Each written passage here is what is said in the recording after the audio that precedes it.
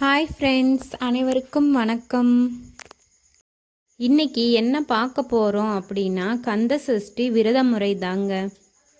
ஒவ்வொருத்தரும் ஒவ்வொரு மாதிரி விரதம் இருப்பாங்கங்க.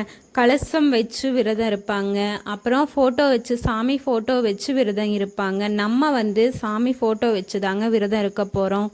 48 நாள் விரதம், 21 நாள் விரதம், 11 நாள் விரதம், 7 நாள் விரதம், அப்புறம் ஒரு நாள் மட்டும் விரதம் அப்படின்னு இந்த கந்தசஷ்டி விரதத்தில் இருக்கலாங்க. நம்ம சூழ்நிலைக்கு தகுந்த மாதிரி விரதம் எடுத்துக்கலாங்க. தேய்பிறை சஷ்டியில் விரதம் இருந்தோன்னா கஷ்டங்கள் தீருங்க. அதுபோல் வளர்பிறை சஷ்டியில் விரதம் இருந்தோன்னா வெற்றி, மகிழ்ச்சி, ஆன்மீக வளர்ச்சி எல்லாமே கிடைக்குங்க. மாதத்தில் 2 சஷ்டி வருதுங்க. வளர்பிறை சஷ்டி, தேய்பிறை சஷ்டி. இந்த 2 சஷ்டிக்குமே முருகன் கோயிலுக்கு போயிட்டு வந்தோன்னா வாழ்க்கையில் உண்மையிலே ஒரு நல்ல மாற்றம் கிடைக்குங்க.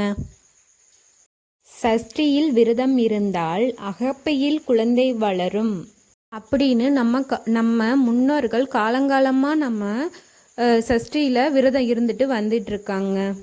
புத்திரபாக்கியம், வேலை தடை, திருமண தடை, நோய், கவலை, இடம் வாங்குதல் எல்லா தடையுமே நீக்கி தருவாருங்க.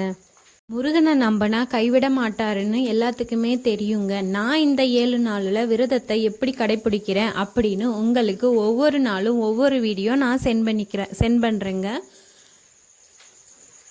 வேலுண்டு வினையில்லை, மயிலுண்டு பயமில்லை, குகனுண்டு குறையில்லை, கந்தனுண்டு கவலையில்லை மனமே. நம்பினோரை முருகன் கைவிட மாட்டாருங்க. ஓம் சரவண பவ.